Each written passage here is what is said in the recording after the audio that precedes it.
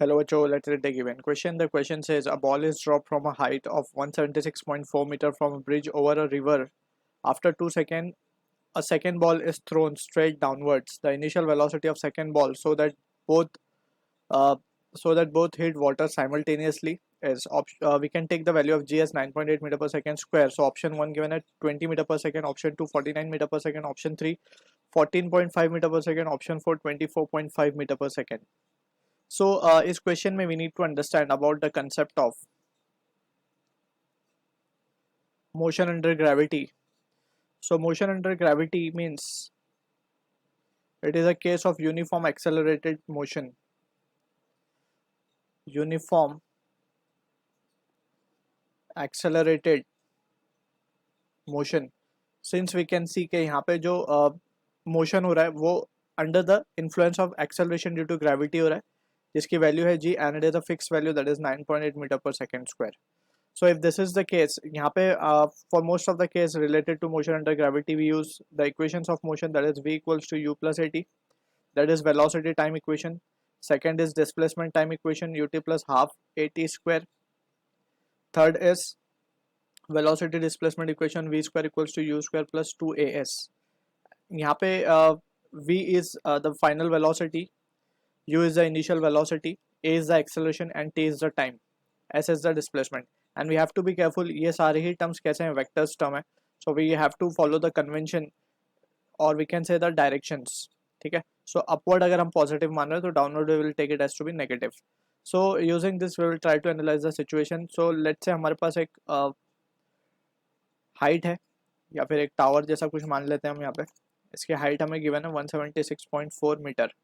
ठीक है, अब यहाँ से हमें बोला गया है एक बॉल को हमने ड्रॉप किया है. बॉल ड्रॉप होगी तो ये मोशन अंडर ग्रेविटी में फॉल होगी. फॉल होते होते यहाँ पे कहीं रिवर फ्लो हो रही है. अब ये रिवर में जाके गिर जाएगी. ठीक है, सो कितना टाइम लगेगा उसको रिवर में फॉल होने के लिए, first we will calculate that time. फिर दूसरी बॉल को हमने क्या किया, दूसरी बॉल को हमने थ्रो किया है. अब ड्रॉप और थ्रो में फ़र्क ये है कि ड्रॉप में इनिशियल वेलोसिटी 0 होती है, ये फर्स्ट बॉल हम मान लेते हैं. सेकेंड बॉल को हम थ्रो कर रहे हैं तो इसके पास कुछ ना कुछ इनिशियल वेलोसिटी होगी u, that we have to find. ठीक है, तो अब फर्स्ट केस की अगर हम बात करें, पहले फर्स्ट बॉल को एनालाइज करते हैं तो उसमें कितना टाइम एक्चुअल में उसको लगेगा टू हिट द रिवर या फिर रिवर में गिरने के लिए. So for we will be analysing first ball first. तो यहाँ पे हम देख सकते हैं कि टाइम निकालना है तो we will use the displacement time equation, that is S equals to U T plus of half A T square. Right, अब यहाँ पे ए जो है that will be replaced by acceleration due to gravity जो कि जी होगा नीचे की तरफ, एंड डिस्प्लेसमेंट भी नीचे की तरफ है. So displacement will be negative of 176.4. right, and initially since it has been dropped, so initial velocity is 0, so ये term 0 and minus of half g t square. right, so यहाँ से t की value क्या आ जाएगी हमारे पास, it will be under root of 2 into negative negative sign तो कैंसिल हो जाएगी, 176.4 डिवाइडेड बाय 9.8. राइट, सो ये वैल्यू आती है under root 36, that is 6 second. So 6 second हमें मिल रहा है ये value, that is the time the ball one will require to hit the river. अब यहाँ पे सेकेंड बॉल को भी अगर सेम साथ में गिरना है, राइट, तो अगर साथ में गिरना है तो उसको 2 सेकेंड बाद ये सेकेंड बॉल रिलीज हुई है. राइट, सो 4 सेकेंड के अंदर बेसिकली 6 सेकेंड में तो ये फर्स्ट बॉल रीच करेगी ग्राउंड को या फिर रिवर को, तो सेकेंड बॉल हमने 2 सेकेंड बाद छोड़ी है. राइट, सो इसमें जो टाइम लगेगा इसको t माइनस 2 सेकेंड में, या फिर हम यूँ कहें कि 4 सेकेंड में, बेसिकली 4 सेकेंड में इसको रिवर को हिट करना है, तभी जाके वी कैन से कि both will be hitting the river simultaneously. Right, so इसका सेकेंड बॉल को जब हम एनालाइज करेंगे, सो सेकेंड बॉल के लिए हम यूज कर सकते हैं the second equation again, that is S equals to U T plus half A T square. अब यहाँ पे वी कैन सी के जो डिस्प्लेसमेंट है वो सेम ही है, 176.4 ही डिस्प्लेस होना है इसको भी. Right, and that will be equals to U कितने सेकंड में होना है, 4 सेकंड में होना है, and this has to be negative क्योंकि वेलोसिटी नीचे की तरफ क्या है, नेगेटिव है.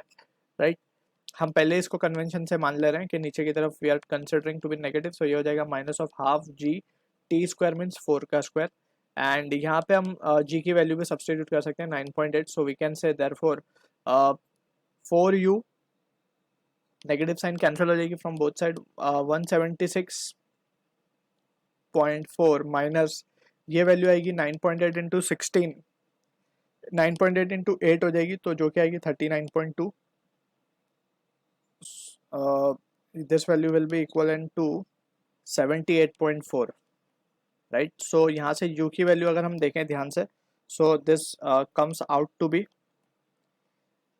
98 divided by 4, which will be giving us the answer is 24.5 meter per second. So this is the answer to the question जो कि मैच हो रहा है ऑप्शन 4 के साथ. So I hope you understood the solution. All the best.